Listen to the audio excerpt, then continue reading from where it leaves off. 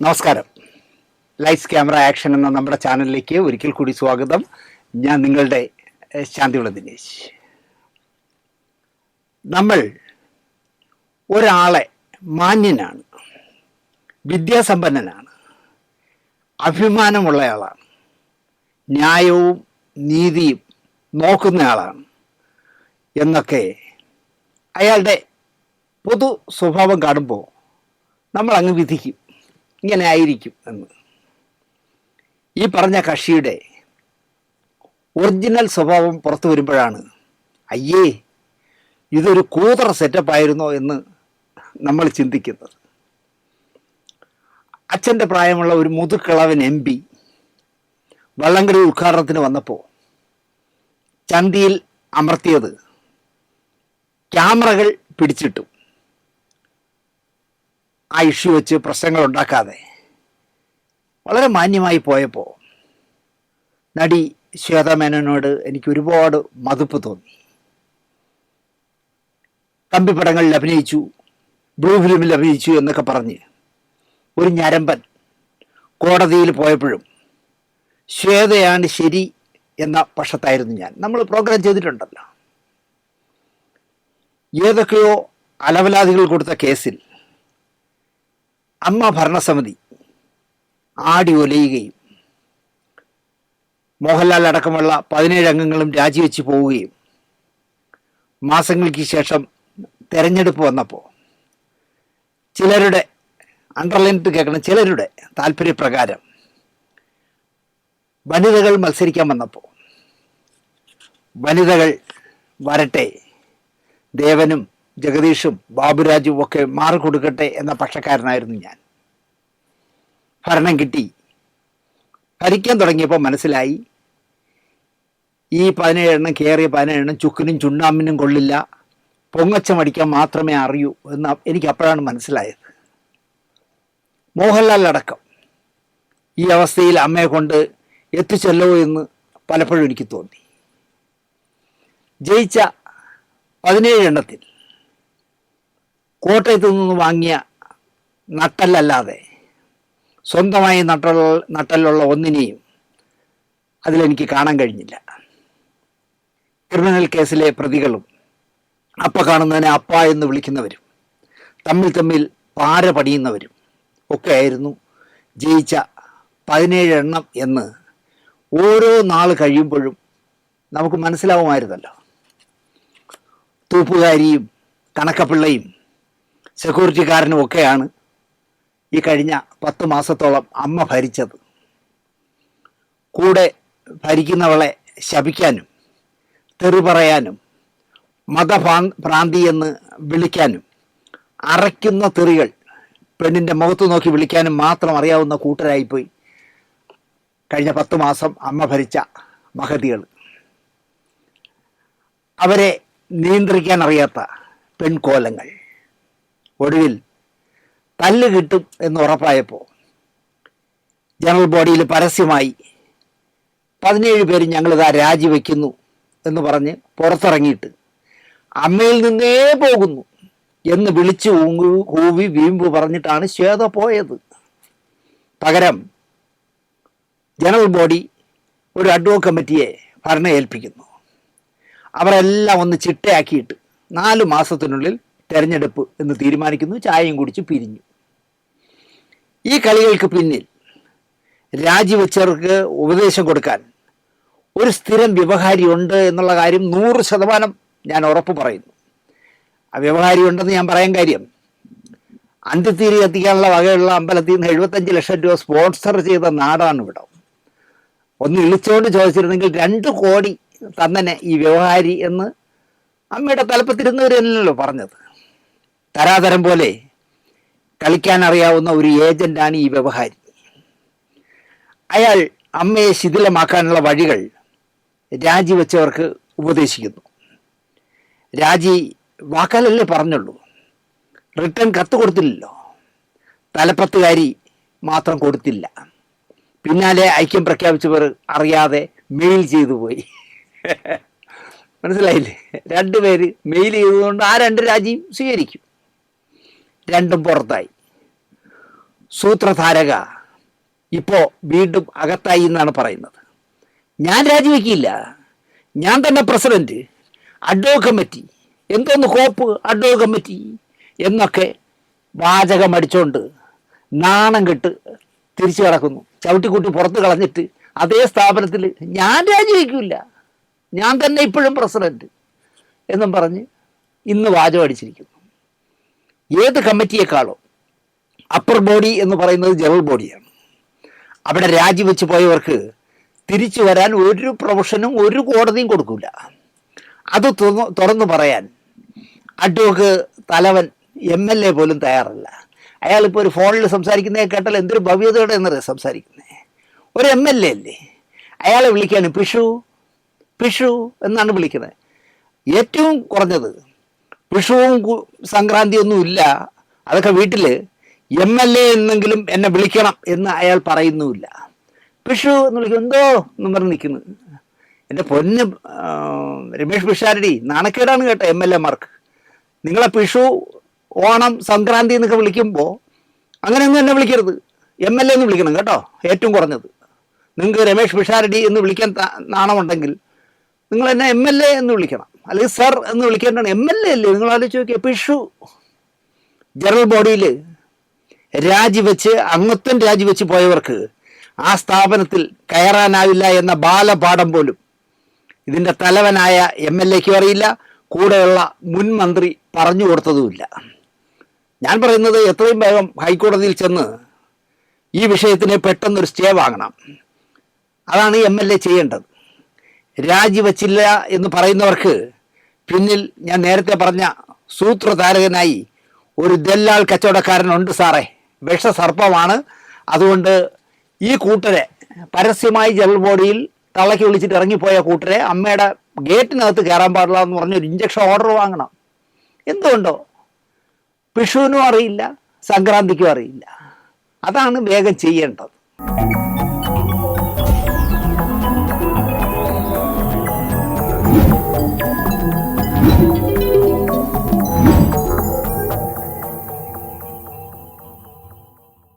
നമസ്കാരം. നമ്മുടെ ചാനലിൽ 700 ഇപ്പോൾ എനിക്ക് തോന്നുന്നു 800 ആവാറായി എന്ന് തോന്നുന്നു കഥകൾ. 800 കഥകൾ ചെയ്തതിനിടയിൽ ഒരിക്കലും പരാമർശിക്കാത്ത എൻ്റെ ഒരു സുഹൃത്തിനെ കുറിച്ചാണ് ഇന്നത്തെ സബ്ജക്റ്റ്. ഞാൻ വെറുതെ പൊങ്ങച്ചം പറയുകയാണെന്നോ ചുമ്മാ തള്ളുകയാണെന്നോ നിങ്ങൾ കരുതരുത് ദയവായി. ഈ 2 പണി എനിക്കില്ല. ജീവിതത്തിൽ നമ്മളെ കൊണ്ട് കഴിയുന്ന എന്ത് സഹായവും ചെയ്തു കൊടുക്കണമെന്ന് വാശിയുള്ള ആളാണ് ഞാൻ. ചിലപ്പോൾ അതിൽ നിന്ന് നമുക്ക് തിക്താനുഭവങ്ങൾ ഉണ്ടായാലും ആ നിലപാടിൽ നിന്ന് ഞാൻ പിന്മാറാറില്ല. ഈ സ്വഭാവം എന്നെ ചില പുലിവാലികളിൽ കൊണ്ട് ചാടിച്ചിട്ടുണ്ട്. എന്നാലും എൻ്റെ സ്വഭാവം മാറ്റാൻ ഞാൻ ഇതുവരെ തയ്യാറായിട്ടില്ല. ഇപ്പോൾ എന്നെ ശത്രുപക്ഷത്ത് കാണുന്ന, അതും ഞാൻ സത്യങ്ങൾ തുറന്നു പറയുന്നതിനാൽ ശത്രുവായി കാണുന്നതാണ്. ഒരിക്കലും ഞാൻ അദ്ദേഹത്തെ ദ്രോഹിച്ചിട്ടില്ല. ആദ്യമായി സിനിമയിൽ കയറാൻ നടക്കുമ്പോൾ നിന്നെ ഞാൻ കൊണ്ടുപോകാം സിനിമയിലെന്ന് വാക്ക് തന്ന മനുഷ്യനാണ്. അതിനാൽ കൊണ്ടുപോയില്ല എങ്കിലും എനിക്ക് ആ നന്ദി ജീവിതകാലം മുഴുവൻ ഉണ്ടാവും അദ്ദേഹത്തോട്. അദ്ദേഹം ഇപ്പോൾ എന്നെ ശത്രുവായിട്ട് പ്രഖ്യാപിച്ചു. അദ്ദേഹത്തിൻ്റെ ശുപാർശയിൽ തിരുവനന്തപുരത്തെ പ്രശസ്തനായൊരു നിർമ്മാതാവ് ആദ്യമായും അവസാനമായും നിർമ്മിച്ച ഒരു ദൂരദർശൻ പരമ്പര എൻ്റെ സ്റ്റുഡിയോയിൽ വർക്ക് ചെയ്യാനായിട്ട് കൊണ്ടുവന്നു. ഈ സംവിധായകൻ പറഞ്ഞിട്ടാണ് കൊണ്ടുവന്നത്. അപ്രൂവൽ കിട്ടിയ ഈ പരമ്പര വിൽക്കുന്നുവെങ്കിൽ ഞാൻ വാങ്ങാം എന്ന് ഞാൻ ആ നിർമ്മാതാവിനോട് പറഞ്ഞു. വിലയ്ക്ക് തരുന്നില്ല എങ്കിൽ ഒരു എപ്പിസോഡിന് 2000 രൂപ വെച്ച് കക്ഷിക്ക് കൊടുക്കാം എന്നും ഞാൻ പറഞ്ഞു. നമുക്ക് സ്റ്റുഡിയോയും ക്യാമറയൊക്കെ ഉള്ളതല്ലേ, പക്ഷെ തന്നില്ല. ദൂരദർശൻ പരമ്പരയുടെ ചരിത്രത്തിൽ ആരും കാണിക്കാത്ത ഒരു പരമ്പരയാകും ഞാൻ നിർമ്മിക്കുന്ന ഈ പരമ്പരയെന്ന് അദ്ദേഹം വീമ്പ് പറഞ്ഞു. അദ്ദേഹം തന്നെ നിർമ്മിച്ചു. ഞങ്ങളുടെ സ്റ്റുഡിയോയിൽ എഡിറ്റിങ്ങും ഡബ്ബിങ്ങും ഒക്കെ നടത്തി. കുറച്ച് ഭാഗം മുന്നോട്ട് പോയപ്പോൾ സാമ്പത്തിക പരാധീനതയിൽപ്പെട്ടു. ചിത്രീകരണം ഏതാണ്ട് മുടങ്ങുന്ന അവസ്ഥയിലായി. ദിനേശേ, എവിടുന്നെങ്കിലും അത്യാവശ്യമായി എനിക്കൊരു 2 ലക്ഷം രൂപ കിട്ടിയില്ലെങ്കിൽ നമ്മുടെ പരമ്പര നിൽക്കും എന്ന് അദ്ദേഹം എന്നോട് പറഞ്ഞു. അപ്പോൾ വർക്ക് കൊണ്ടുവരുമ്പോൾ സ്റ്റുഡിയോയ്ക്കുള്ള കാശ് ആഴ്ചതോറും സെറ്റിൽ ചെയ്യാം എന്നേറ്റിരുന്നതാണ്. 1 രൂപ പോലും അദ്ദേഹം തന്നിട്ടില്ല. ഒരാളുമായി ചേർന്നെടുത്ത ആദ്യ സിനിമ 100 ദിവസം ഓടിയ മലയാളത്തിലെ മൈൽ സ്റ്റോണായ ഒരു സിനിമയാണ് ഇദ്ദേഹം ആദ്യമായിട്ട് നിർമ്മിച്ചത് വേറൊരാളുമായിട്ട് ചേർന്ന്. ഒരു നവാഗതനെ വെച്ച് സൂപ്പർ ഹിറ്റ് തിരക്കഥാകാരൻ്റെ തിരക്കഥയിൽ പുതിയ നായികയെ വെച്ച് ചെയ്ത സിനിമ അടക്കം ആ സിനിമയും 100 ദിവസം ഓടി. അപ്പോൾ ഇങ്ങനെ പണം വന്ന് ഒരുപാട് വാരി കൂട്ടിയ ആളാണ്. പിന്നെ പടപടാന്ന് സിനിമകൾ വീണു. അതിൽ നിന്ന് രക്ഷപ്പെടാൻ എടുക്കുന്ന സീരിയലാണ് കാശില്ലാതെ നട്ടം തിരിയുന്നത്. എവിടുന്നെങ്കിലും എനിക്ക് 2 ലക്ഷം രൂപ ദിനേശ് മറിച്ച് തരണം.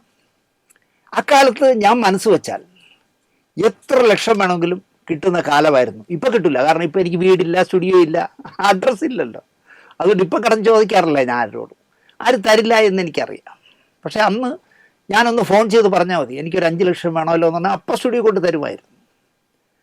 സിനിമയുടെ ഫിലിം പെട്ടികൾ പാഴ്സൽ ചെയ്യുകയും ബസ്സിൽ കയറ്റി വിടുകയും സിനിമാ പോസ്റ്ററുകൾ തിയേറ്ററുകൾക്ക് അയക്കുകയും ഒക്കെ ചെയ്യുന്ന എനിക്ക് പരിചയമുള്ള ഒരാളിൽ നിന്ന് ഞാൻ 2 ലക്ഷം രൂപ പലിശയ്ക്ക് ചോദിച്ചു. ഇദ്ദേഹത്തിന് ഏതോ പണച്ചാക്കിൻ്റെ കയ്യിൽ നിന്ന് ലക്ഷക്കണക്കിന് രൂപ, 1 ലക്ഷം രൂപയ്ക്ക് 2000 രൂപ പലിശ നിരക്കിൽ ഇദ്ദേഹം വാങ്ങും. എന്നിട്ട് 5000 രൂപയ്ക്ക് മറിച്ചു കൊടുക്കും. അതാണ് അയാൾക്കുള്ള ജോലി. ഇപ്പോൾ ഉള്ള വരുമാനം അതാണ്. 2000 രൂപയ്ക്ക് വാങ്ങിച്ചാൽ 5000 രൂപയ്ക്ക് കൊടുക്കും. 1 ലക്ഷം രൂപയ്ക്ക് 2000 രൂപ ആ പൈസ കൊടുക്കുന്ന ആളിന് കൊടുക്കണം. എന്നിട്ട് 5000 രൂപ വെച്ച് ഇത്തിരി റിസ്ക്കുള്ള പണിയാണെങ്കിലും നല്ല കാശ് സമ്പാദിക്കാവുന്നതാണ്. ആർക്കാ കാശ്? നിങ്ങൾക്കാണോ എന്ന് എന്നോട് ചോദിച്ചു. അല്ല, ഞാൻ മറ്റേ നിർമ്മാതാവിൻ്റെ പേര് പറഞ്ഞു. അയാൾ പൊളിഞ്ഞിരിക്കുകയല്ലേ, ഒരുപാട് ലൈബിലിറ്റി ഉണ്ട് അയാൾക്ക്. പൊല്ലാപ്പിച്ചെന്ന് ചാറണ്ട കേട്ടോ. ഒരുപാട് തിയേറ്ററുകളിൽ നിന്ന് ഈ വിതരണ കമ്പനി ഉണ്ടായിരുന്നുകൊണ്ട് ലക്ഷക്കണക്കിന് രൂപ അഡ്വാൻസ് വാങ്ങിച്ച് മുങ്ങി നടക്കുന്ന ആളാണ്. പൊല്ലാപ്പിച്ചെന്ന് ചാടണ്ട പറഞ്ഞു. ഞാൻ പറഞ്ഞു, അങ്ങനെ പറയരുത്. ഒരാൾ വീഴുമ്പോൾ കഴിയുന്ന സഹായം ചെയ്യുന്നതല്ലേ മനുഷ്യത്വം. കഴിയുമെങ്കിൽ കൊടുക്കണം, ഞാൻ ഗ്യാരണ്ടി. എന്നാൽ നിങ്ങളൊരു കാര്യം ചെയ്യും, എനിക്ക് അയാളുടെ ചെക്ക് വേണ്ട. അയാളുടെ ഭാര്യ PWDയിലല്ലേ ജോലി ചെയ്യുന്നത്. ഞാൻ അതേ ഗസറ്റ് റാങ്ക് ഉദ്യോഗസ്ഥയാണ്. അവരുടെ ചെക്ക് തരാൻ പറയും. ഇയാളുടെ ചെക്കിന് കടലാസിൻ്റെ വില പോലും ഇല്ല. അല്ലെങ്കിൽ നിങ്ങളുടെ ചെക്ക് തന്നാൽ പണം തരാം. അപ്പോൾ റിസ്ക് എനിക്കാണ്. ഞാൻ ഈ വിവരം നിർമ്മാതാവിനെ അറിയിച്ചു. അയ്യോ ദിനേശേ, ഭാര്യയുടെ ചെക്ക് കൊടുക്കാനാവില്ല, അവള് സർക്കാർ ഉദ്യോഗസ്ഥയല്ലേ. അതുകൊണ്ട് അയാൾ ചേച്ചിയുടെ ചെക്ക് ചോദിക്കുന്നത്. നിങ്ങളുടെ ചെക്കിന് കടലാസിൻ്റെ വില പോലും ഇല്ലത്രേ. ദിവസങ്ങൾ കഴിയുമ്പോൾ അയാൾ ഒരുപാട് കൂട്ടലും കഴിക്കലും ഒക്കെ നടത്തിയിട്ട് അയാൾ സമ്മതിച്ചു ഭാര്യയുടെ ചെക്ക് കൊടുക്കാമെന്ന്. ചെക്കുകളും മുദ്രപത്രവുമായി അയാൾ ഭാര്യയും കൂട്ടി സ്റ്റുഡിയോയിൽ വന്നു. ഞാൻ അവർക്ക് എന്താ പറയുക, എതിർവശത്തുള്ള കടയിൽ നിന്ന് ചായയൊക്കെ വരുത്തി കൊടുത്തു. അതൊക്കെ കുടിച്ചു, സംസാരിച്ചു. ഇന്നത്തെ അവരുടെ സ്ഥിതി ഓർത്ത് അവർക്ക് സംസാരത്തിനിടയിൽ സങ്കടം വന്നു. ഞാൻ പറഞ്ഞു, ചേച്ചി കരയണ്ട, സിനിമ നഷ്ടപ്പെടുത്തിയതല്ല, സിനിമ തന്നെ തിരിച്ചു തരും. ഒരു പടം വിജയിച്ചാൽ കാര്യങ്ങളെല്ലാം കീഴ്വേൽ മറിയും, പഴയ പ്രതാപത്തിലേക്ക് നിങ്ങളുടെ ചേട്ടൻ വരും എന്നൊക്കെ ഞാൻ അവരെ ആശ്വസിപ്പിച്ചു. കാശുമായി മറ്റേ പറഞ്ഞ കക്ഷി വന്നു. മണക്കാട്ടാണ് താമസിക്കുന്നത്. ചെക്കുകൾ, മുദ്രപത്രം എല്ലാം എൻ്റെ മുമ്പ് വെച്ച്, എൻ്റെ മേശപ്പുറത്ത് വെച്ച് ഒപ്പിട്ട് കൊടുത്തു. സാക്ഷിയായി ഞാനും ഭർത്താവും ഒപ്പിട്ട് കാശ് വാങ്ങിപ്പോയി. പരമ്പര അകാലത്തിൽ നിന്നു. അയാൾ എൻ്റെ കൈവശം തന്ന, സ്റ്റുഡിയോയ്ക്ക് വേണ്ടി തന്ന 11 ചെക്കുകൾ ഇപ്പോഴും എൻ്റെ അലമാരയിലിരിക്കുകയാണ്. ഡേറ്റ് ഇടാത്തതാണ്. 1 മാസം അയാൾ പലിശ കൃത്യമായി കൊടുത്തു. 2-ാം മാസം പലിശയ്ക്ക് ചെന്നപ്പോൾ എൻ്റെ കൈവശം ഇപ്പോൾ കാശില്ല.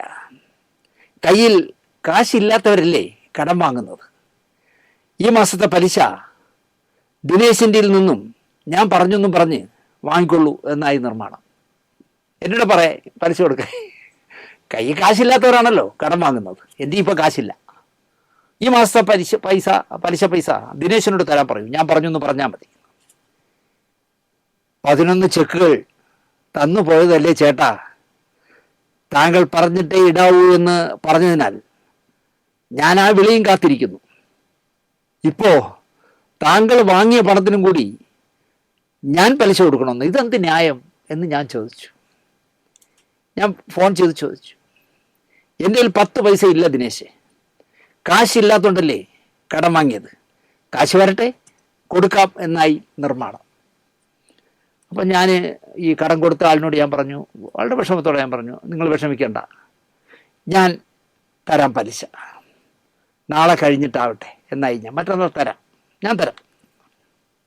നിങ്ങളോട് ഞാൻ മലയാളത്തിൽ പറഞ്ഞതാ ഇയാളെപ്പോലുള്ള കള്ളന്മാരുടെ കാര്യത്തിൽ ഇടപെടരുതെന്ന്.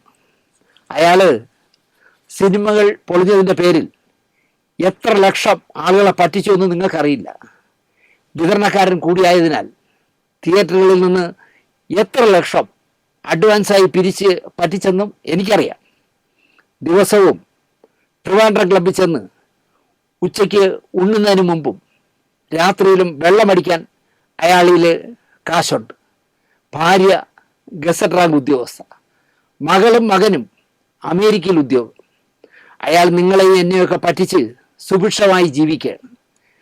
പലിശയ്ക്ക് കൊടുത്തയാൾ വായി തോന്നിയതെല്ലാം എന്നോട് പറഞ്ഞിട്ട് അയാൾക്ക് ആള് മാറിപ്പോയി എന്ന് തോന്നുന്നു. ഒരു വഴിയുണ്ട്, ഞാനിപ്പോൾ വരാം എന്ന് പറഞ്ഞ് ദേഷ്യത്തിൽ ബൈക്ക് സ്റ്റാർട്ട് ചെയ്ത് പുള്ളിപ്പോയി. എത്ര അടി കൊണ്ടാലും ഞാൻ എന്താ പഠിക്കാത്തതെന്നായി ഇതെല്ലാം കേട്ടിരുന്ന സിന്ധു. ഞാൻ എന്ത് മറുപടി പറയാൻ? അതാ വരുന്നു നിർമ്മാതാവിൻ്റെ ഫോണ്. കാശ് റെഡിയായി കാണും. ഞാൻ വിളിച്ചാൽ ഇപ്പോൾ ഫോൺ എടുക്കാത്ത മകാൻ എന്നെ വിളിക്കുന്നത് അതിനാകുമെന്ന് മണ്ടനായ ഞാൻ വിചാരിച്ചു. ഞാൻ ഫോൺ എടുത്തു. എന്താ ചേട്ടാ എന്ന് ചോദിച്ചു. ദിനേശേ, മറ്റവൻ എന്ത് പണിയാണ് കാണിച്ചത്? മറ്റവൻ അതാര് എന്ന് ചോദിച്ചു. എനിക്ക് പലിശയ്ക്ക് പൈസ തന്നില്ലേ? ദിനേശ് ഇങ്ങനെ ഒരുത്തനെയാണോ എന്നെ പരിചയപ്പെടുത്തിയത്?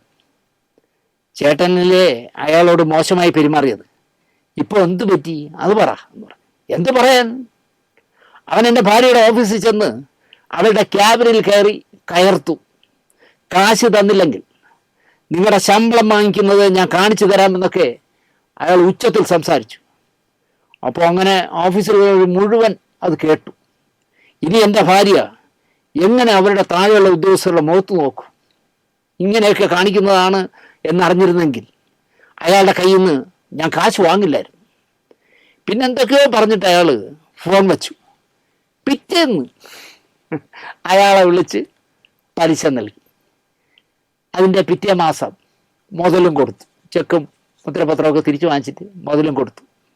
ആ ഭാര്യയുടെ കയ്യിൽ നിന്ന് ചെക്ക് വാങ്ങിയില്ലായിരുന്നെങ്കിൽ ആ 2 ലക്ഷം രൂപയും സ്വാഹ ആയേനെ.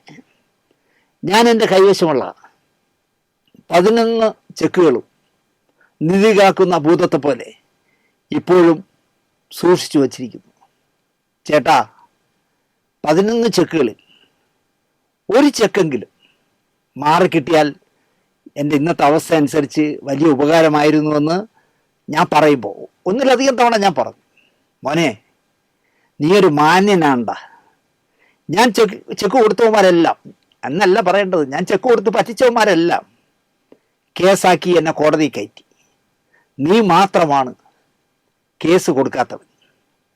ഞാനൊരു സിനിമ തുടങ്ങിയാൽ അപ്പം നിൻ്റെ മുഴുവൻ കാശും തരും. കാരണം ഇയാൾ സിനിമ തുടങ്ങൂല്ലല്ലോ, മൊത്തം തിയേറ്റർ ആരെയും പറ്റിച്ചിട്ട് നടക്കുകയല്ലേ.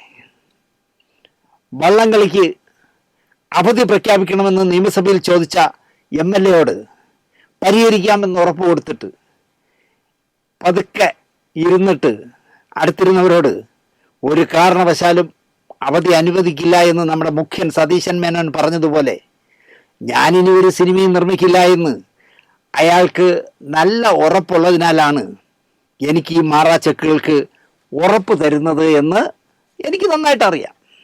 ഇങ്ങനെ സഹായിച്ച എന്നോട് ഇയാൾ ചെയ്ത ഉപകാരം എന്താണെന്ന് ചോദിച്ചാൽ, ഇയാളുടെ മകൻ്റെയും മകളുടെയും വിവാഹം തലസ്ഥാനത്തെ സകല സിനിമാക്കാരെയും വിളിച്ചു, എന്നെ ഒഴിച്ച്. ഇതാണ് എൻ്റെ ജാതകത്തിൻ്റെ ഗുണം. അലഭ്യ ലഭ്യശ്രീ യോഗമാണെന്നുമാണ് എനിക്കുള്ളത്. എന്നാൽ അനുഭവത്തിൽ നിന്നും പഠിക്കുമോ ഞാൻ? ഇല്ല. ഈ കടം കൊടുത്ത മനുഷ്യൻ എൻ്റെ വാക്ക് കേട്ട് ഒരു ചതിയിൽ കൂടി വീണ കഥ പറയാം. വളരെ മിടുക്കനായ ഒരു പത്രപ്രവർത്തക സുഹൃത്തുണ്ടായിരുന്നു എനിക്ക്. TN ഗോപകുമാറിൻ്റെ കണ്ണാടി എന്ന പ്രോഗ്രാമൊക്കെ തുടക്കകാലത്ത് മനോഹരമായി ചെയ്തു കൊടുത്ത് കഴിവ് തെളിയിച്ച ആളാണ്. നിരവധി സംസ്ഥാന അവാർഡുകൾ ദൃശ്യമാധ്യമ രംഗത്ത് നിന്ന് സംസ്ഥാന സർക്കാരിൻ്റെ നേടിയ ആളാണ്. നമ്മളെ നന്നായിട്ട് ഇഷ്ടപ്പെടുത്തുന്ന പെരുമാറ്റവുമാണ്. കക്ഷിയും മറ്റൊരു ദൂരദർശൻ സുഹൃത്തും കൂടി ജനറൽ ആശുപത്രിയുടെ അടുത്ത് ഒരു സ്ഥാപനം തുടങ്ങി. മാതൃഭൂമിയുടെ അടുത്തെന്ന് വേണമെങ്കിലും പറയാം. കൈരളിയിലും ദൂരദർശനിലും സൂര്യ TV-യിലും ഒക്കെ വാർത്താധിഷ്ഠിത പരിപാടികൾ ചെയ്ത് ഈ സ്ഥാപനം പെട്ടെന്ന് ശ്രദ്ധിക്കപ്പെട്ടു. ഇവിടുത്തെ ജേർണലിസത്തിൻ്റെ ബാലപാഠം പഠിച്ചവരൊക്കെ മറ്റ് സ്വകാര്യ ചാനലുകളിൽ ശ്രദ്ധേയരായി ഇപ്പോഴും തുടരുന്നു, ഏഷ്യാനെറ്റിലടക്കം. സ്ഥാപനം വളർന്നപ്പോൾ സാമ്പത്തിക ഞെരുക്കം വർദ്ധിച്ചു. ഒരിക്കലും എന്നോട് ആവശ്യപ്പെടില്ല എന്ന് ഞാൻ കരുതിയ സാമ്പത്തിക സഹായം തരപ്പെടുത്താമോ എന്ന് എന്നോട് തിരക്കി. 8 ലക്ഷം രൂപ വേണം. ഞാൻ സിനിമാ നിർമ്മാതാവിന് കാശ് വാങ്ങിക്കൊടുത്ത കക്ഷിയോട് തിരക്കി. ഒപ്പം പത്രക്കാരനാണ്, എല്ലാം തിരക്കിയിട്ട് വേണം കൊടുക്കാൻ, നിങ്ങൾക്ക് വേണമെങ്കിൽ കൊടുക്കും എന്ന് ഞാൻ പറഞ്ഞു. അയാൾ തിരക്കി. ഈ സ്ഥാപനത്തിലെ ക്യാമറ അടക്കമുള്ള സെറ്റപ്പുകൾ ലക്ഷക്കണക്കിന് രൂപയുടെ വില മതിക്കും. നിരവധി വാഹനങ്ങളുണ്ട്. വലിയതുറയിലെ ശംഖുമുഖത്ത് എവിടെയാണ് വലിയ 2 നില കെട്ടിടമുണ്ട്. എൻ്റെ ഈ സുഹൃത്തിന്, പത്രപ്രവർത്തക സുഹൃത്തിന്, കോടികൾ അതിന് വില മതിക്കും. നാട്ടിലാണെങ്കിൽ എന്താ പറയുക, കുടുംബസ്വത്ത് മോശമല്ലാതെ കുടുംബസ്വത്തുണ്ട്. ഇയാൾ പോയിരുന്നു നാട്ടിലൊക്കെ. കൊടുത്താൽ 8 ലക്ഷം രൂപയ്ക്ക് മാസം 5000 രൂപ വെച്ച് 40,000 രൂപ പലിശ കിട്ടും. 2000 രൂപ വെച്ച് 8 ലക്ഷത്തിന് 16,000 രൂപ കാശ് തരുന്ന ആളിന് കൊടുത്താലും 24,000 രൂപ എനിക്ക് കിട്ടുമല്ലോ എന്ന് ഈ കടം കൊടുത്ത എൻ്റെ പരിചയക്കാരൻ വിചാരിച്ചു. പിന്നെ എല്ലാ കാര്യങ്ങളും അവർ തമ്മിലായി. ഞാനില്ല. ജാമ്യമൊന്നും ഞാൻ നിൽക്കേണ്ടി വന്നില്ല. എല്ലാം കൊടുത്ത് കാശ് വാങ്ങി. ഇതിനിടയിൽ ഈ മാധ്യമ സ്ഥാപനം തന്നെ ദുബായിൽ ഇതേ പേരിൽ ഒരു ചാനൽ തുടങ്ങുന്നു. ഇവിടെ ഇറങ്ങുന്ന DVD-കൾ എടുത്ത് അവിടെ കൊണ്ടുപോയി ആരുടെയും പെർമിഷൻ വാങ്ങിക്കാതെ കാണിച്ച് കാശുണ്ടാക്കുമായിരുന്നു. മറ്റെന്തൊക്കെയോ തുടങ്ങുന്നു. ഇതിനിടയിൽ സ്ഥാപനം നടത്തിയിരുന്ന സുഹൃത്തുക്കളായ 2 പേരും വഴിപിരിയുന്നു. എൻ്റെ സുഹൃത്ത് എങ്ങോട്ടോ മുങ്ങുന്നു. പലിശ മുടങ്ങിയപ്പോൾ അത് തിരക്കി സ്റ്റുഡിയോയിൽ ചെന്നപ്പോൾ ആ രണ്ട് പേരാണല്ലോ നടത്തുന്നത്. അതിൽ ഒന്നാം പാർട്ണർ ചോദിച്ചത്, ഞാൻ നിങ്ങളിൽ നിന്നും കാശ് വല്ലതും വാങ്ങിച്ചിട്ടുണ്ടോ? ഇല്ല. വാങ്ങിയവനോട് ചെന്ന് ചോദിക്ക്. അപ്പോൾ വാങ്ങിയവനോടെ ചെന്ന് അന്വേഷിക്ക്. എനിക്ക് അയാൾ എവിടെ ഉണ്ടെന്ന് അന്വേഷിക്കേണ്ട കാര്യമില്ല. മേലാൽ ഇവിടെ വരരുത്. ചതിച്ച കാര്യം ആ പാവം എന്നോടൊന്ന് പറഞ്ഞു. അപ്പോഴാണ് ഞാൻ അറിയുന്നത്, ആർ ശ്രീകണ്ഠൻ നായർ ഫ്ലവേഴ്സിന് പിന്നാലെ ഒരു വാർത്താ ചാനൽ തുടങ്ങുന്നു. ഈ മുങ്ങിയ സ്നേഹിതനാണ് അതിൻ്റെ കൺസൾട്ടൻറ്റ്. ആ ചാനലാണ് 24 ന്യൂസ്.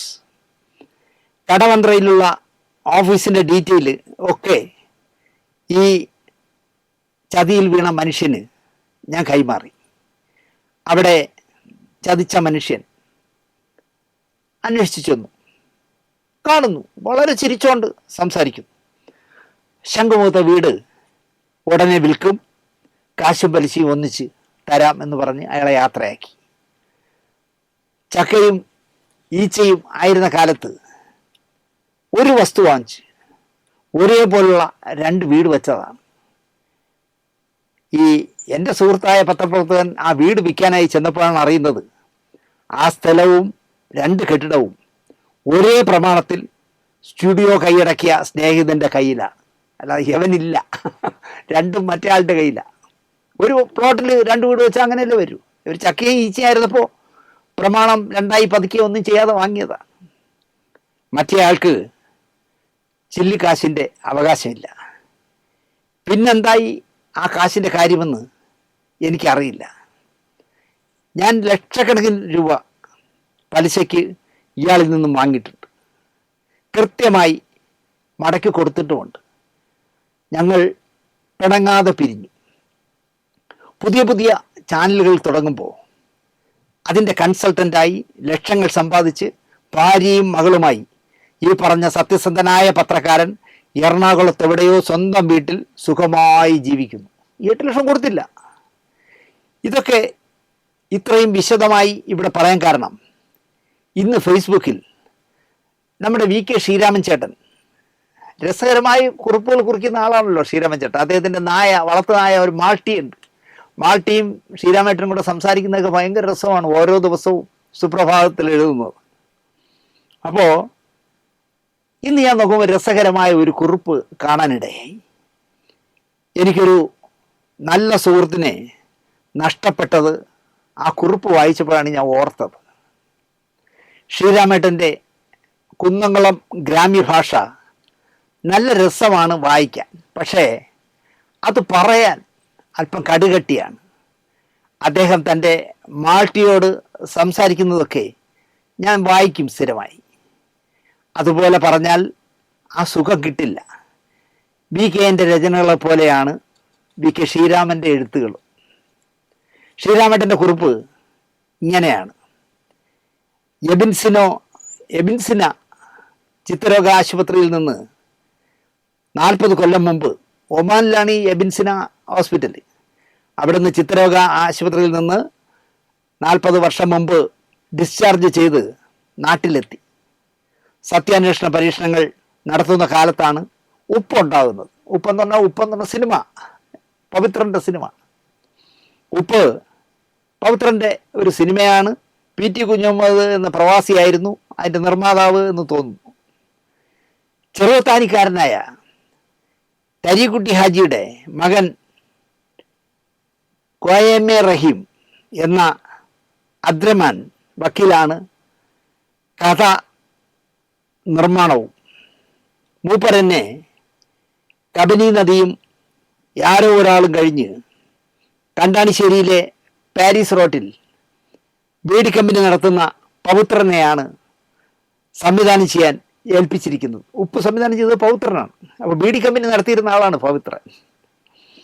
അഭിനയിക്കാൻ പുതുമുഖങ്ങൾ മതി. സംവിധായകനും നിർമ്മാതാവും ഏകസ്വരത്തിൽ പ്രഖ്യാപിച്ചു. വാർത്തയ്ക്ക് തീപിടിച്ചു.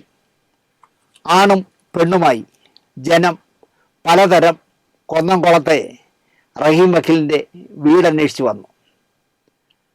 അമ്പാഴത്തേലെ മണ്ണാങ്കണ്ടൻ്റെ റോളിലാണ് ഞാൻ.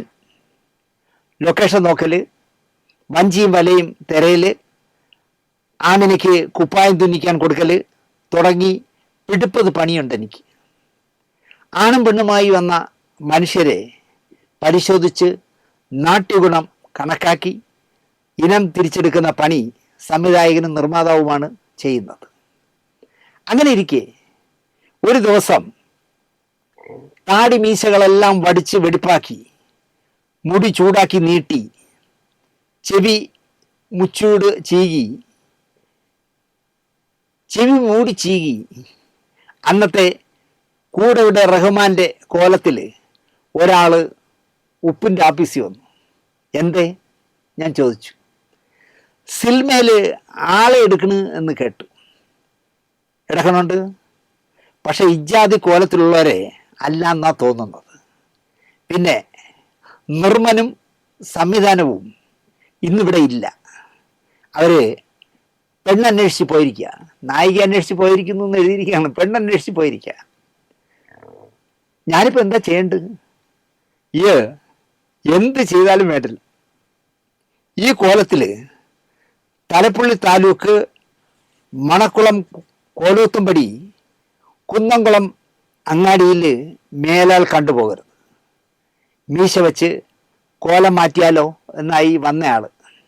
പറ്റുമെന്ന് നോക്കാം. അങ്ങനെ തനത് കോലത്തിൽ വരികയും നായികയുടെ മുടിയനായ പുത്രനായി അഭിനയിക്കുകയും ചെയ്തു. സാദിഖ് എന്ന ഇബൻ സിനിമയിൽ പ്രവേശിച്ചു.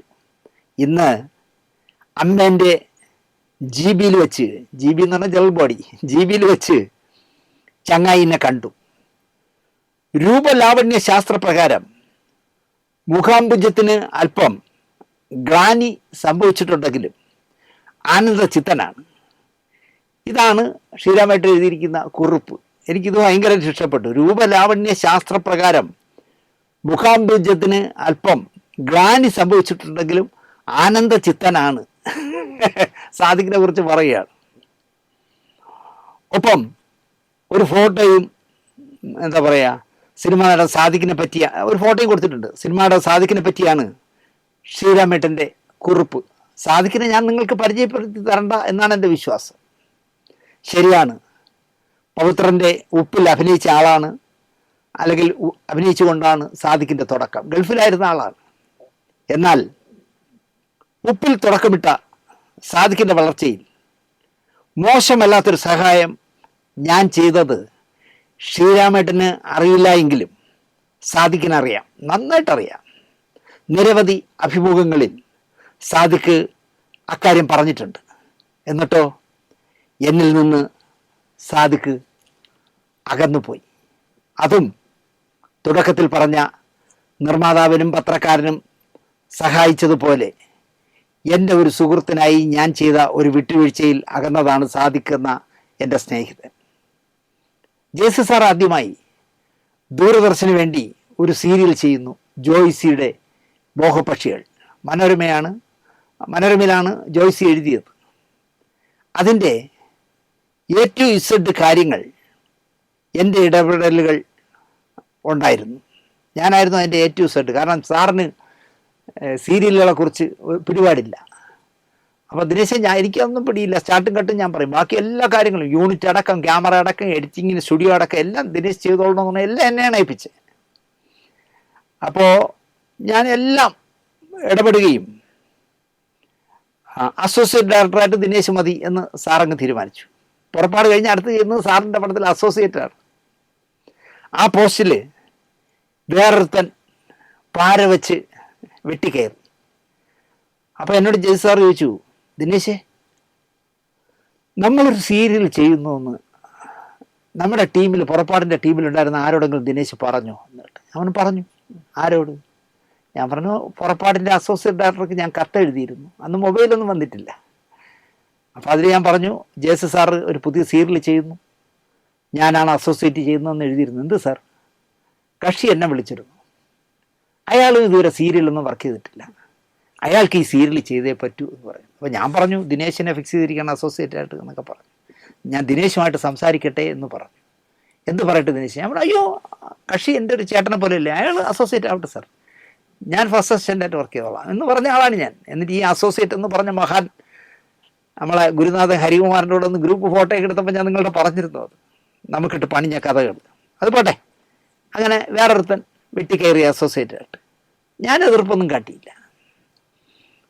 അടുത്തത് മോഹപക്ഷികൾ എന്നാണല്ലോ സീരിയലിൻ്റെ പേര്. കുമരകർ രഘുനാഥിന് ഒരു പ്രധാന വേഷണം അതിൽ നൽകിയേ പറ്റൂ. ജേസി സാറിൻ്റെ ഭാര്യയുടെ റിക്വസ്റ്റാണ്. കുമരകത്തിനെ ബന്ധപ്പെട്ടു.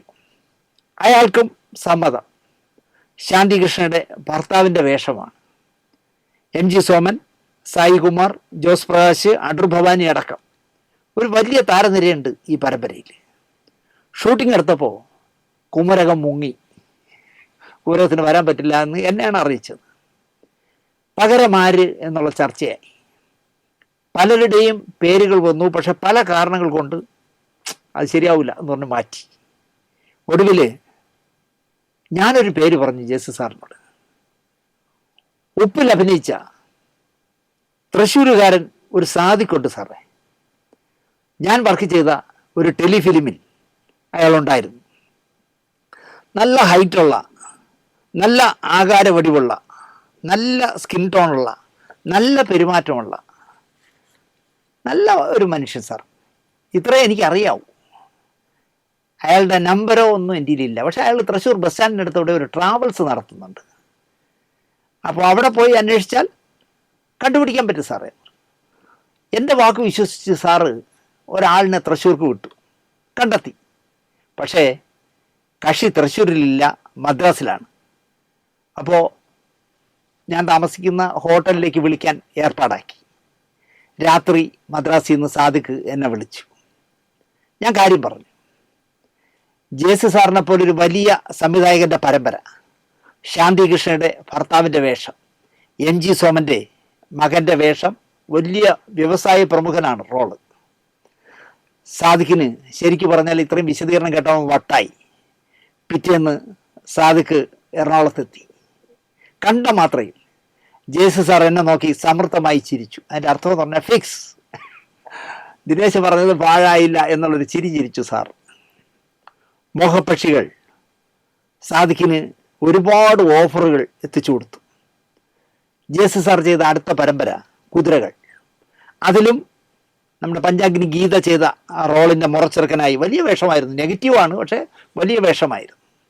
ഇതോടെ സിനിമയിലേക്ക് സാദിഖിൻ്റെ ശക്തമായ തിരിച്ചുവരവുണ്ടായി. ഷാജി കൈലാസിൻ്റെ അടക്കം സിനിമകളിൽ പോലീസ് ഓഫീസറായും വില്ലനായും തല്ലുകൊള്ളിയായും ഒക്കെ സജീവമായി സാദിഖ്. ഞാനുമായുള്ള സൗഹൃദം ദൃഢതരമായി, ശക്തമായി മുന്നോട്ട് പോയി എന്ന് തന്നെ പറയാം. ശാന്തി എന്ന് എന്നെ വിളിക്കൂ. എന്നെ ശാന്തിയുള്ളതെന്ന് വിളിക്കില്ല, ദിനേശ് എന്ന് വിളിക്കില്ല, ശാന്തി എന്നേ അദ്ദേഹം വിളിക്കുകയുള്ളൂ.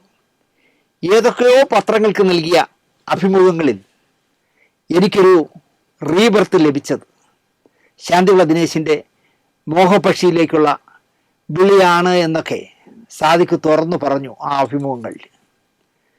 ഞാനൊരു സിനിമ തുടങ്ങാനുള്ള ചർച്ചയിലാണ്.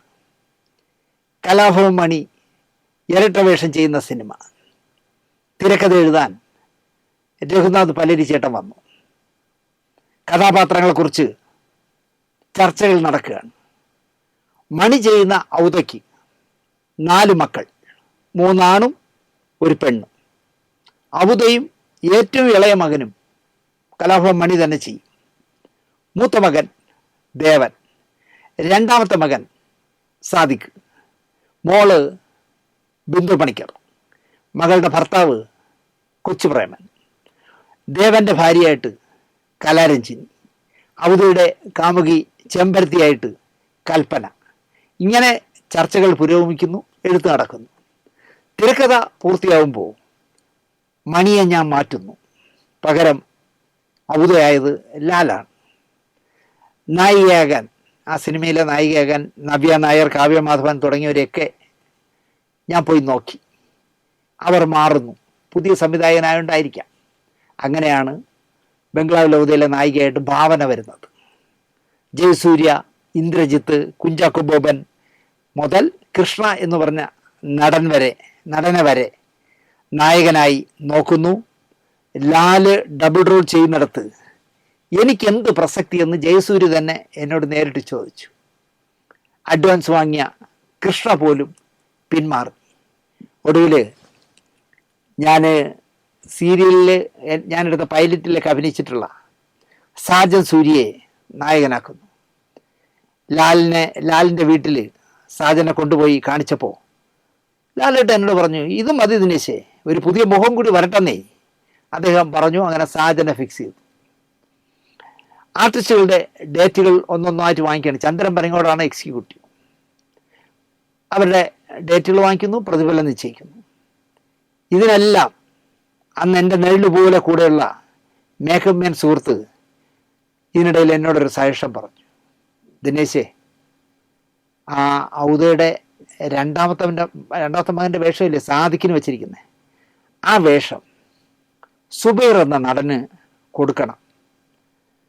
ഔദയുടെ പഴയ കാമുകിയും ബദ്ധശത്രുവായ രാജമ്പി ദേവിൻ്റെ ഭാര്യയുമായ ട്രീസയായി ഞാൻ റോസ്ലിൻ ചേച്ചി, എൻ്റെ അമ്മ പ്രസവിക്കാത്ത ഞാൻ ചേച്ചി എന്ന് ആത്മാർത്ഥമായി വിളിക്കുന്ന റോസ്ലിൻ ചേച്ചിയാണ് വച്ചിരിക്കുന്നത്. പകരം ഇയാൾ, ഈ മേക്കപ്പ് മാൻ, ഒരു നടിയുടെ പേരും പറഞ്ഞു. ഞാൻ പക്ഷെ ആദ്യം തന്നെ ആ നടിയുടെ പേര് പറഞ്ഞപ്പോൾ ഞാൻ കട്ട് ചെയ്തു. എനിക്കറിയാം എന്തിനാണ് പറയണത്. അതുകൊണ്ട് ഞാൻ ഒരു കാരണവശാലും നടക്കില്ല. റോസലിൻ ചേച്ചിക്ക് ആ ക്യാരക്ടർ റോസലിൻ ചേച്ചിയുള്ളൂ, ഞാൻ കട്ട് ചെയ്യില്ല എന്ന് പറഞ്ഞു. റോസലിൻ ഇപ്പോഴും എൻ്റെ മനസ്സിൽ ചേച്ചിയെ പോലെയാണ്, ഞാൻ മാറ്റിയില്ല. നീ പറഞ്ഞ നടി എൻ്റെ പരമ്പരകളിൽ സ്ഥിരമായി ഉള്ളവരാണ്, പക്ഷെ ഈ വേഷം കൊടുക്കാനാവില്ല സുഹൃത്തെ എന്ന് തീർത്തും ഞാൻ പറഞ്ഞു.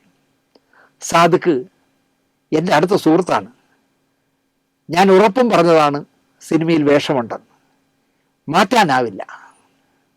നിന്നോട് ചോദിക്കാതെ ഞാൻ സുബൈറിനോട് ഉറപ്പ് പറഞ്ഞു പോയി, ആ വേഷം നീ സുബൈറിന് നൽകണം. ഞാൻ സാദിഖിനെ വിളിച്ച് സംസാരിക്കാം. മേക്കമ്മൻ പറയുകയാണ്, ഞാൻ നിന്നോട് ചോദിക്കാതെ, എന്നെ അത്രയും സ്വാതന്ത്ര്യമുണ്ട് എന്നോട്, നിന്നോട് ചോദിക്കാതെ ഞാൻ സുബൈറിനോട് വാക്ക് പറഞ്ഞു പോയി. നീ അത് കാര്യമാക്കണ്ട, സാദിഖിനോട് ഞാൻ വിളിച്ച് സംസാരിച്ചോളാം, അവൻ കേൾക്കും. ഇതെൻ്റെ ഒരു പ്രസ്റ്റീജ് ഇഷ്യൂ ആണ്. എന്താണ് ആ പ്രസ്റ്റീജ് ഇഷ്യൂ എന്ന് ഞാൻ ചോദിച്ചില്ല. ഇതിനിടയിൽ പലവട്ടം സാദിഖ് എന്നെ വിളിക്കുന്നുണ്ട്, ശാന്തി എന്നാ എൻ്റെ ഡേറ്റ്, എന്താ എൻ്റെ വേഷം എന്നൊക്കെയാണ് ചോദിക്കുന്നത്. പറയാം എന്ന് മാത്രം ഞാൻ പറഞ്ഞു. എൻ്റെ നിവൃത്തികേടിൽ ഞാനാകെ നട്ടം തിരിഞ്ഞു. ഒരു വശത്ത് എൻ്റെ ആദ്യകാല സുഹൃത്ത് മേക്കമ്മൻ, മറുവശത്ത് എന്നെ സ്നേഹിക്കുന്ന സാദിഖ്. സിനിമയുടെ ഓരോ ഘട്ടത്തിലും എൻ്റെ ഒപ്പം നിൽക്കുന്ന മേക്കമ്മനായ സ്നേഹിതനെ എനിക്ക് മറക്കാനാവില്ല. സാറ്റലൈറ്റ് കച്ചവടം, ഓരോ നായകന്മാരെ കാണാൻ പോകൽ, പടം വിതരണത്തിനുള്ള ചർച്ചയ്ക്ക് പോകൽ, എല്ലാം മേക്കമ്മനും ഞാനും കൂടിയായിരുന്നു.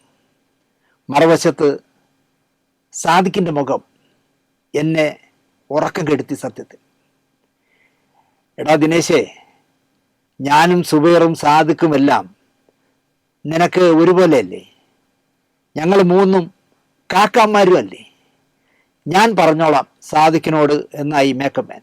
അപ്പോൾ എനിക്ക് സുബൈറിനെ പരിചയം പോലും ഇല്ല, പക്ഷേ മേക്കമ്മൻ അടിച്ചു പറയാണ്, ഞാനും സുബൈറും സാദിഖും എല്ലാം നിനക്ക് ഒരുപോലെയല്ലേ, നല്ല എന്ന് പറഞ്ഞിട്ട് അയാൾക്ക് മനസ്സിലാവുന്നില്ല. ഈ ഒരേ ഒരു കാര്യമല്ലേ ഞാൻ ചോദിച്ചുള്ളൂ, നീ ഇത് ചെയ്യണം. ഞാനത് ചെയ്തു. സുബൈറിന് ആ വേഷം കൊടുത്തു. അതുവരെ എനിക്ക് പരിചയമില്ലാത്ത സുബൈർ സെറ്റിലെത്തി.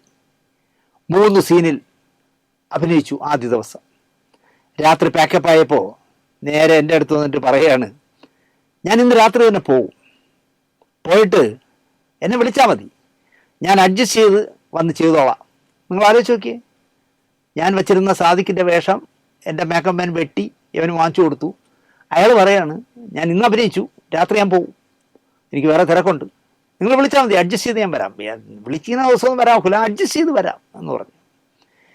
ഞാൻ അയാളോടൊന്നും പറഞ്ഞില്ല. എൻ്റെ സ്നേഹിതൻ മേക്കമ്മേനെ മാറ്റി നിർത്തി ഒരു തെറിയോടെ തുടങ്ങി ഞാൻ ഈ കാര്യം പറഞ്ഞു. വലിയ വിലയുള്ള ഈസ്റ്റ് മാൻ ഫിലിമിൽ എടുക്കുന്ന പടമാണ്, എന്നാലും ഞാൻ പറഞ്ഞു, ഇവനെ പാക്കി, നാളെ എൻ്റെ സ്നേഹിതൻ സാദിഖ് വരും, റീഷൂട്ട് ചെയ്യും, ഇന്ന് ചെയ്ത 3 സീനുകൾ ഞാൻ റീഷൂട്ട് ചെയ്യും. എടാ ദിനേശേ, ദേഷ്യപ്പെടാതെ, നമുക്ക് വഴി ഉണ്ടാക്കാം എന്നായി മേക്കമ്മൻ. എന്ത് വഴി? അവൻ്റെ നമ്പറൊന്നും എന്നോട് വേണ്ട, അടങ്ങി ഒതുങ്ങി നിന്നാൽ ചെയ്യാം, ഇന്ന് പോയാൽ പിന്നെ ഇങ്ങോട്ട് വരണ്ട എന്ന് പറഞ്ഞേരെ. പിന്നീട് എന്ത് സംഭവിച്ചു എന്നെനിക്കറിയില്ല. സുബൈർ പോയില്ല, പാവം മരിച്ചുപോയി. അയാളുടെ സീനുകൾ വേഗം ചെയ്തു തീർത്ത് ഞാൻ അയാളെ പറഞ്ഞു വിട്ടു. എന്തോ എനിക്ക് ഇഷ്ടപ്പെട്ടില്ല അത്, അതുകൊണ്ട് പെട്ടെന്ന് അവൻ്റെ സീനുകൾ എടുത്ത് സുബൈറിനെ പറഞ്ഞു വിട്ടു. പാവം അകാലത്തിൽ സുബൈർ മരിച്ചും പോയി. 2005 ബംഗ്ലാവ് ലൗദ, ഇന്ന് 2026. കഴിഞ്ഞ 21 വർഷമായി എൻ്റെ സ്നേഹിതൻ സാദിഖ് പിന്നെ എന്നെ വിളിച്ചിട്ടേയില്ല. ഞാനല്ല തെറ്റുകാരൻ, ഇന്നയാൾ പറഞ്ഞിട്ട് ചെയ്യേണ്ടി വന്നുവെന്ന് എനിക്ക് പറയേണ്ടി വന്നില്ല, വിളിച്ചില്ലല്ലോ, അതുകൊണ്ട് പറയേണ്ടി വന്നില്ല. ആദ്യമായാണ് ഞാൻ ഇക്കാര്യം പുറത്തു പറയുന്നത്. ഇന്നും എൻ്റെ മനസ്സിലെ ഒരു വേദനയാണ് സാദിഖിനെ ഒഴിവാക്കേണ്ടി വന്നത്. പക്ഷേ ഞാനതിൽ നിരപരാധിയാണെന്ന് സാദിഖിനെങ്കിലും ബോധ്യപ്പെടുത്തണമായിരുന്നു, കഴിഞ്ഞില്ല. ശ്രീരാമേട്ടൻ ഫേസ്ബുക്കിൽ സാദിഖ് ആദ്യ അവസരം ചോദിച്ചു വന്നത് കുറിച്ചപ്പോൾ അത് വായിച്ചപ്പോൾ എൻ്റെ മനസ്സിലുള്ള ഈ വേദന പറയാൻ പറ്റിയ സമയമാണ് എന്നെനിക്ക് തോന്നി. സാദിക്കേ, ആ സമയത്തെ എൻ്റെ നിസ്സഹായാവസ്ഥ താങ്കൾ ഇപ്പോഴെങ്കിലും മനസ്സിലാക്കണം. കാരണം ആദ്യമായി സിനിമ സംവിധാനം ചെയ്യുന്ന ആൾ, നിർമ്മാതാവ് 35 ലക്ഷം രൂപ ഒരു പെട്ടിയിലാക്കി എത്തി തന്നിട്ട് അദ്ദേഹം ഷാർജയ്ക്ക് പോയി. A to Z കാര്യങ്ങൾ ഞാൻ ചെയ്യണം. പിന്നെ ഒരുപാട് കടമ്പകൾ അതിൻ്റെ ഇടയിലുണ്ടായിരുന്നു. അതിനിടയിൽ സാദിക്കിന് വേണ്ടി എനിക്ക് വാശി പിടിക്കാൻ പറ്റിയില്ല. കാരണം ഈ പടത്തിൻ്റെ സാറ്റലൈറ്റ് റൈറ്റും ഓഡിയോ വീഡിയോ റൈറ്റും ഒക്കെ മനോരമയെ കൊണ്ട് വാങ്ങിപ്പിക്കുന്നതിനും ഇതിൻ്റെ വിതരണം സി ലൈൻ എന്ന് പറഞ്ഞൊരു കമ്പനിയെ കൊണ്ട് എടുപ്പിക്കുന്നതിനും ഒക്കെ എൻ്റെ കൂടെ നടന്ന ആളാണ് മേക്കപ്പ് മാൻ. എൻ്റെ അടുത്ത സുഹൃത്തായിരുന്നല്ലോ. അപ്പോൾ അയാളെ ഈ സിനിമയിൽ ഒരൊറ്റ കാര്യമേ ചോദിച്ചുള്ളൂ. 2 കാര്യം ചോദിച്ചോ അല്ല. നടിയെ ഞാൻ ആദ്യമേ കട്ട് ചെയ്ത് വിട്ടു. പക്ഷേ ഈ നടൻ്റെ വേഷം ഞാൻ വാക്ക് പറഞ്ഞു പോയി. അതുകൊണ്ട് നീ അതെങ്കിലും ചെയ്യണം എന്ന് പറയുമ്പോൾ ഞാനത് ചെയ്തില്ലെങ്കിൽ അവൻ പിണങ്ങിപ്പോയാൽ എൻ്റെ എല്ലാം കുളമാവില്ലേ, എൻ്റെ മേക്കപ്പ് മാൻ പിണങ്ങിപ്പോയാൽ. അപ്പോൾ അവനോട് എനിക്ക് പിണങ്ങാൻ പറ്റാത്തത് കൊണ്ടാണ് എൻ്റെ പ്രിയ സുഹൃത്തായ സാദിക്കിനെ ഒഴിവാക്കി സുബൈറിനെ വെച്ചത് ചെയ്തത്. ഞാനും സുബൈറും സാദിക്കും ഒക്കെ കാക്കയല്ലേ, കാക്കന്മാരല്ലേ, ഞാൻ സംസാരിച്ചോളാം എന്ന് പറഞ്ഞ മേക്കപ്പ് മാൻ സാദിക്കിനെ വിളിച്ച് സംസാരിച്ചതുമില്ല. ഇങ്ങനെയൊക്കെയാണ് നമുക്ക് പണി തരുന്നത്, മനസ്സിലായില്ലേ? എന്തായാലും എൻ്റെ പ്രിയ സുഹൃത്ത് സാദിക്കേ, DK ശ്രീരാമൻ പറഞ്ഞ പോലെ മുഖത്തല്പം ഗ്ലാനി സംഭവിച്ചിട്ടുണ്ട് നിങ്ങൾക്ക്. പ്രായമാവുന്നതുകൊണ്ടല്ലാന്ന് തോന്നുന്നു, ഷുഗർ ഉണ്ടെന്ന് തോന്നുന്നു, ശ്രദ്ധിക്കണം എന്ന് മാത്രം പറഞ്ഞുകൊണ്ട്. ഇപ്പോൾ രമേഷ് പിഷാരടിയുടെ നേതൃത്വത്തിൽ അഡ്വ കമ്മിറ്റി ഉണ്ടാക്കിയിരിക്കുന്ന കമ്മിറ്റി മെമ്പർമാരിൽ ഒരാൾ സാദിക്കാണ്. കാര്യങ്ങളൊക്കെ ഭംഗിയായി നടക്കട്ടെ സാദിക്കേ. ഞാൻ ഈ പറഞ്ഞതുപോലെ 2005 അവസാനമായി നിങ്ങൾ എന്നെ വിളിച്ചതാണ്. 2026 എന്ന് പറയുമ്പോൾ 21 വർഷമായിട്ട് എൻ്റെ സുഹൃത്ത് എന്നെ വിളിച്ചിട്ടില്ല. ഈ 21 വർഷമായി നിങ്ങളെപ്പറ്റി ആലോചിക്കുമ്പോഴൊക്കെ എൻ്റെ മനസ്സിലുണ്ടായിരുന്ന നെരിപ്പോട് പോലെ എൻ്റെ മനസ്സിലുണ്ടായിരുന്ന വേദന ഇപ്പോൾ ആ ക്യാമറയുടെ മുന്നിൽ ഞാൻ അഴിച്ചു വയ്ക്കുന്നു. ഞാൻ നിരപരാധിയായിരുന്നു സാദിക്കേ. എൻ്റെ ഒരു സുഹൃത്തിന് വേണ്ടി പറഞ്ഞ വാക്ക് പാലിക്കാനാവാതെ പോയതാണ്. ഇനിയും ഒരുപാട് നല്ല നല്ല വേഷങ്ങൾ സാദിക്കിന് ചെയ്യാൻ കഴിയട്ടെ എന്ന് മാത്രം പ്രാർത്ഥിച്ചുകൊണ്ട് നിർത്തുന്നു. നന്ദി, നമസ്കാരം.